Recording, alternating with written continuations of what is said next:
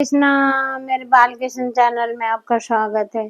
श्री गणेशाय नमः, श्री सरस्वती नमः, श्री रामानुजाय नमः, लक्ष्मीनाथ समारंभा नाथयानि मन मध्यमा, देवी सरस्वती व्यासं वंदे गुरु परंपरा। कर्पूरगौरं करुणावतारं संसारसारं भुजगेन्द्रहारं सदा वसन्तं हृदयारविन्दे भवं भवानी सहितं नमामि। मेरा आपकी कृपा से सब काम हो रहा है।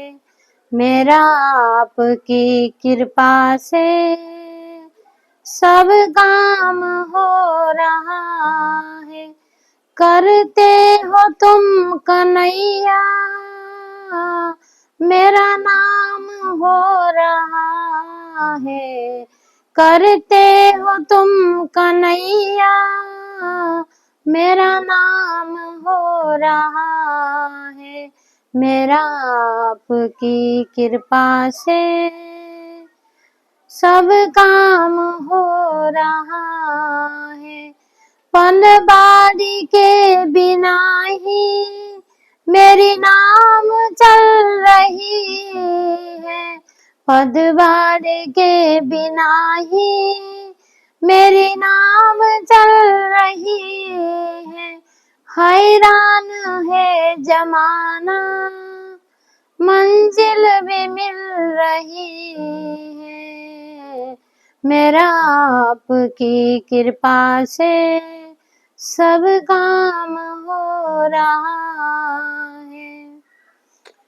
सब काम हो जाता है, भगवान की कृपा से सब काम हो जाता है। जैसे आत्माराम जी थे, आत्माराम जी एकदम नदी के किनारे वो कुटिया बना के बैठे हुए थे।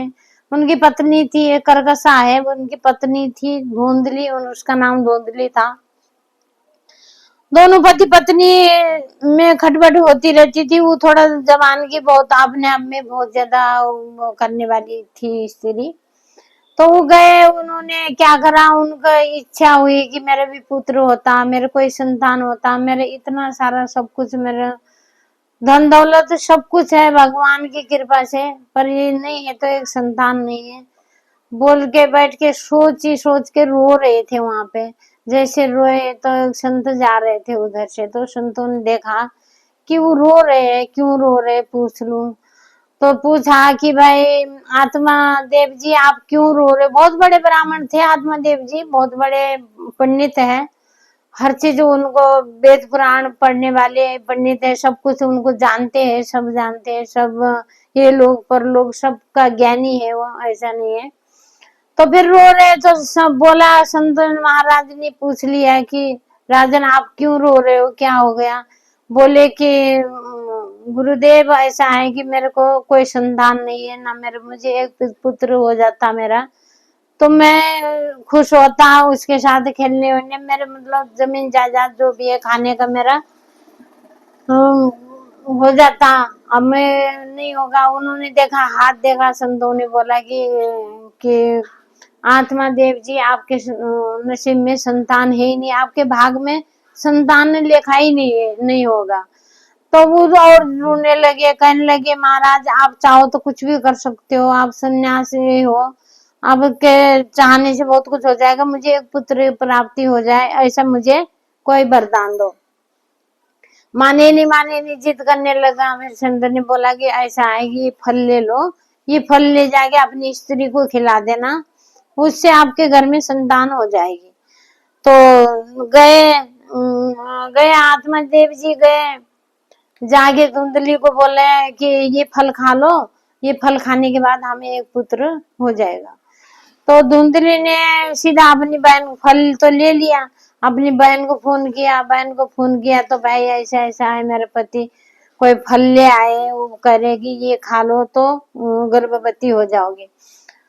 तो उसने, वो लालचन थी, बहन भी लालचन थी उसकी, तो उनने कहा मैं खा तो लूं, कैसे खा लूं बता, क्या नाम की मेरे को पेट में बच्चा आएगा, मेरी खूबसूरती बिगड़ेगी, मुझे तकलीफ होगी, जब बच्चे होने का दर्द होगा, मेरे को पेट उठा के चलना पड़ेगा, मुझे बिल्कुल नहीं करना, मेरी सुंदरता खराब हो जाएगी, कि तू जो तेरे पेट में बच्चा है तू मेरे को दे दे, तू रकम ले ले इस बच्चे की जितनी मर्जी, मेरे को बच्चा दे दे।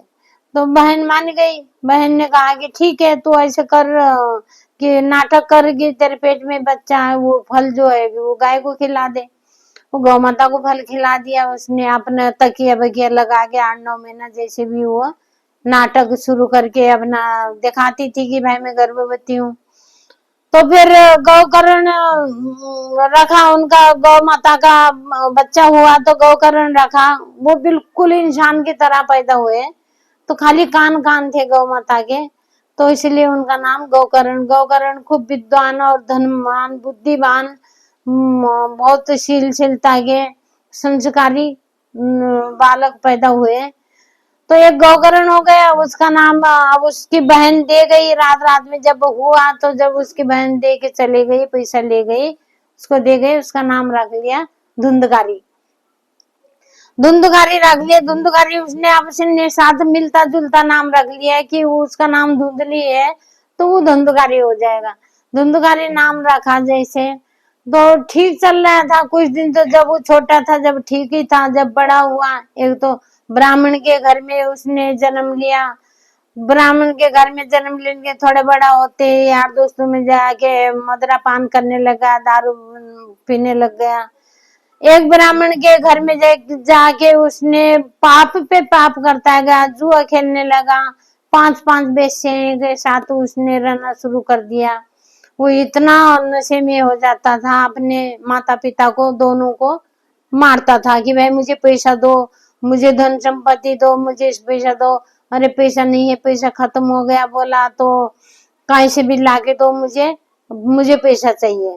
उन गलत जगह जाके बेश्याओं के चक्कर में उसने अपने पिता को भी मारा और माता को भी मारा। पिता तो गौकर्ण ने के आगे रोने लगे कि पहले पुत्र था नहीं था तब मैं रोता था, पुत्र नहीं हुआ बोल गया, पुत्र आया अब जब मैं रो रहा हूँ कि ये मेरे को मार पीट रहा है, परेशान कर रहा है बोल के, कि मेरे नसीब में सुख ही नहीं लिखा था तो मैंने क्यों ऐसा भगवान और संतों से इस पुत्र को मांगा। पछतावा हुआ बाद में, पछतावा होने कोई फायदा नहीं। गौकर्ण ने सलाह दी कि पिताजी आप जाके वहां पर आप पूजा पाठ में ध्यान दो, अब माला जाप करो जाके, और यहाँ ये छोड़ दो, घर छोड़ दो, आपको दुख है, आपके ऊपर हाथ उठाता। उन्हें भी खुद गौकर्ण को भी अच्छा नहीं लगता था।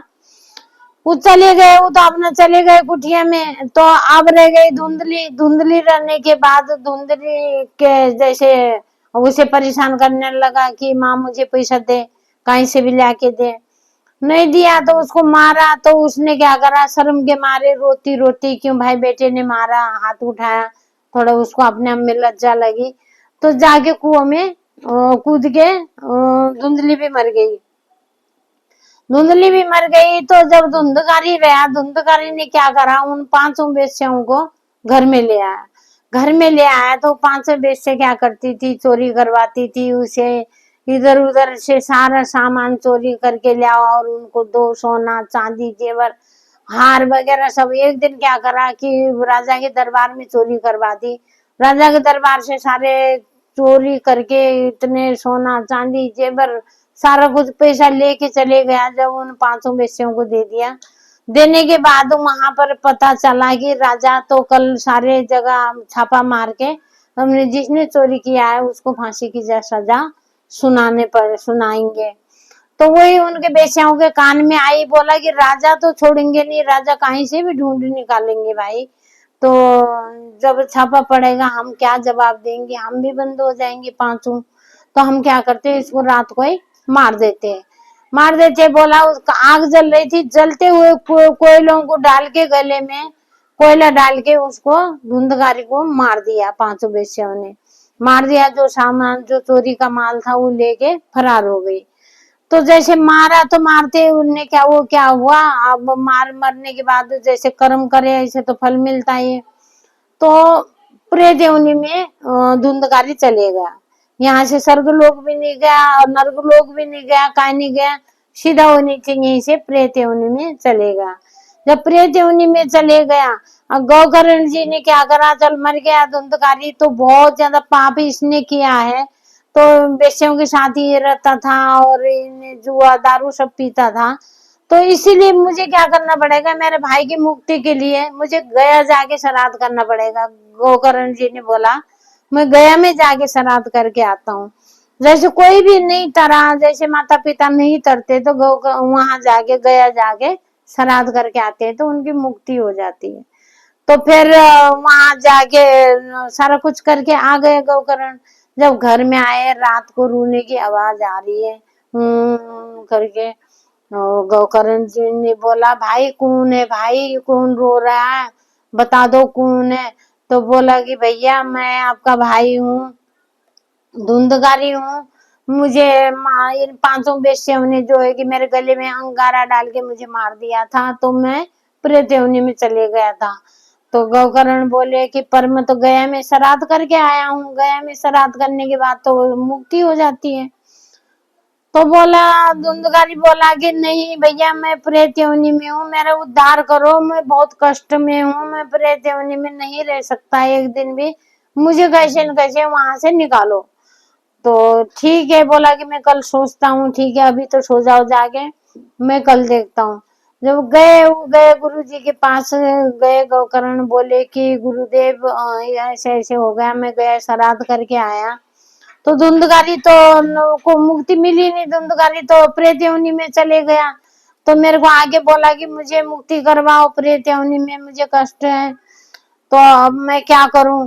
तो गुरुदेव बोले कि कैसे कैसे हो गया, मैं तो गया जी में 7 दिन रह के श्राद्ध करके आया, सब पिंडा पूरा करके मैंने 13वीं तक कर दिया वहां पे, तो फिर कैसे आ गया धुंधकारी। बोले कि जरूरी नहीं है, गया में जो बहुत ज्यादा पाप करते हैं ना उनको गया में नहीं तारे जाते, जो जो नहीं तरते गए में, तो उनके लिए आप क्या करो, भागवत रखो, भागवत के पाठ से, क्योंकि भागवत के अंदर तो भगवान समाये हुए हैं।